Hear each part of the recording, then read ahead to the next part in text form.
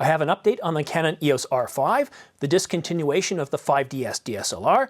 I'll also provide you with a further reality check on the rumored R3 and the high megapixel camera we are expected to see this year. This and how the coronavirus is impacting the camera industry coming up next. Delivering informative capability-based reviews and tutorials on camera gear, filming techniques, and content creation.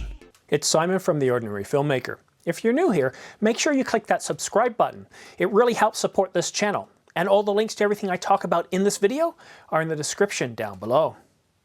We have an update to the EOS R5 coming from the website The New Camera.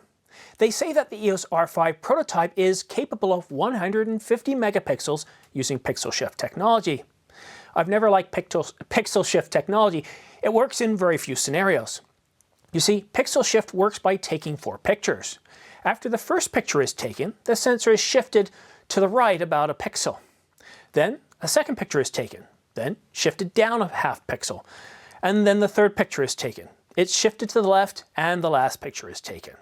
The pictures are then stitched together, producing a high resolution image, but there are so many issues that can result in poor results. The camera has to be stabilized. Even slight vibrations from the ground can cause images to be blurred. And any slight movement in the frame can also cause unwanted effects. Yesterday, the new camera reported on the EOS R3. The R3 is a high megapixel camera capable of producing a 150 megapixel image. It sounds to me like they were picking up on the pixel shift technology. The site goes on to confirm previous rumors stating that the EOS R5 will have 8K RAW video at 30 frames per second. But they didn't go into details of the recording time, bit depth, or color detail, to name a few. They did confirm that 4K video would have 2 slow motion rates, 120 that we knew about, and also 60 frames per second. Again, no bit depth, recording time, or color detail. Despite being told the coronavirus is no worse than a really bad flu by health service officials, Italy closed its borders yesterday and is recommending everybody stay at home. They even went so far as to suspend mortgage payments to reduce the economic impact on families and small businesses. The coronavirus is a worldwide concern, with some jurisdictions more affected than others. I'm not a health official, so I'm not here or even going to attempt to give you any advice or make recommendations. I'm here to report on the effects of the virus on the camera industry and how that affects us as ordinary filmmakers or photographers. In the United Kingdom, they postponed the photography show and the video show as health officials continue to recommend avoiding large gatherings.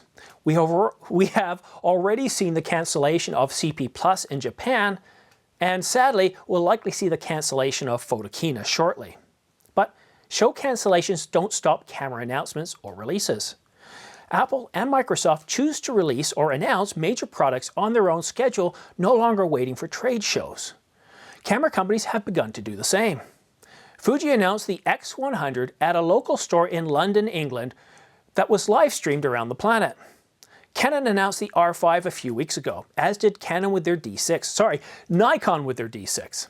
Companies now create more hype through controlled and uncontrolled leaks, so news will still continue. Look at my channel's most popular videos. They're all based on leaked information, and I'm just a small channel. I am keeping my ear to the ground on the R6, R5, GH5, and the A7S III. Panasonic has been very quiet, as has Sony. I expect an announcement on the official R5 specifications before the end of March. Hopefully, we'll hear more on the R6 as soon as it's, well, shortly soon after. It's just been too quiet. Nikon posted an update on the availability of the Nikon D6. As a result of delays in the procurement of parts and components from third-party companies due to measurements implemented in response to the spread of COVID-19, also known as coronavirus, the release of the new Nikon D6 digital SLR, originally planned for March 2020, will be delayed. Not great news for Nikon D5 customers planning on upgrading. There is also a chance that the Olympics may be cancelled. While the Olympic Committee has been mum on cancelling the Olympics, countries and companies around the world are cancelling large conferences, though some in Canada think differently. The National Home Show in Toronto, which attracts about 130,000 visitors, still plans to go ahead with their show next week. Perhaps they know something we don't. Let's see if that trade show goes ahead as planned.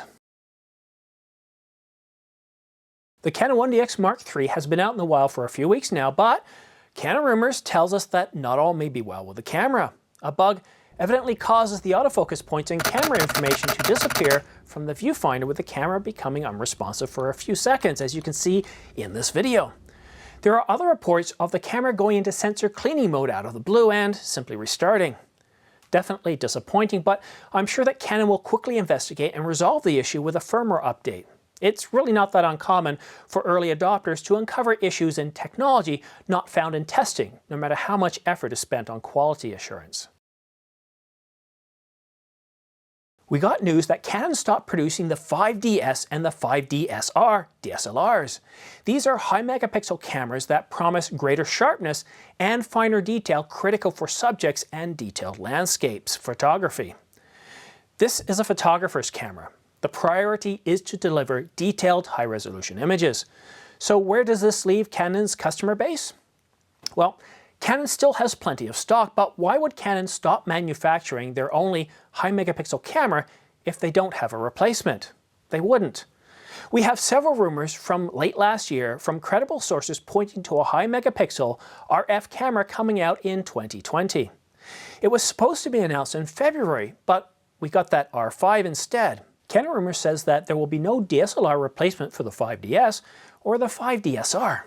This leads me to believe that the high megapixel RF camera is close at hand. The website New Camera yesterday stated that the R3 would be coming out in late 2021 and be capable of 150 megapixels. I was not confident in the rumor and stated so in this video. You see, it was too vague and went against previous rumors not offering any statement on the source's credibility. In a separate post dated today, Canon Rumors says that this is a third-party rumor. Canon Rumors hasn't heard anything about this from their sources, so please take it with a grain of salt. I think Canon Rumors is bang on here.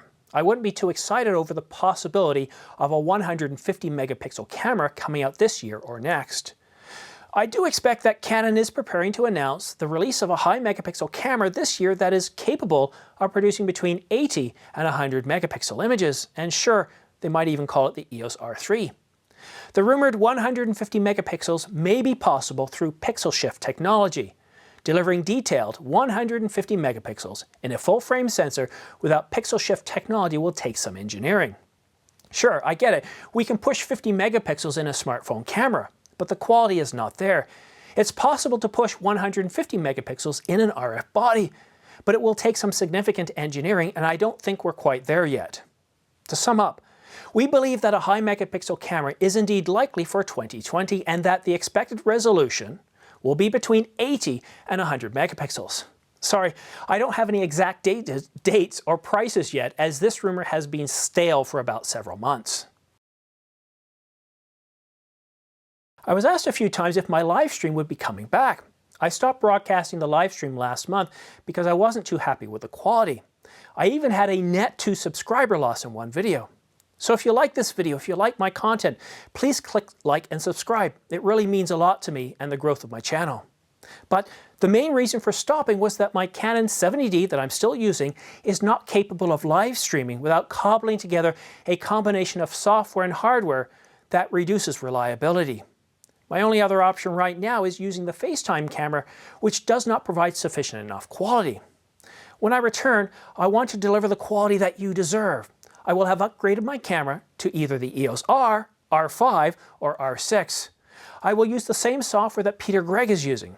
I love how he can highlight messages and perform intros, add video, images, or screen share easily without any software glitches or problems. I've been sharing my earlier experiences with Peter as he starts his own channel. I have learned a lot from Peter's approach. I know what software and hardware I need to obtain. I even have plans to introduce live guests. YouTube is unlike any other television or streaming entertainment system. It allows presenters like me to interact directly with you.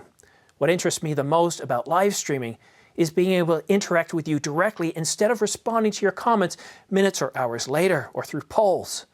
Stay with me. I'm still new. I'm green. Stick with me. This channel will continue to improve. I'll continue to improve, and before long, I'll have a professional live stream that you deserve. Thank you for watching The Ordinary Filmmaker. All equipment used and notes are placed in the description box, show more box, or down arrow thingy next to the title on the mobile app.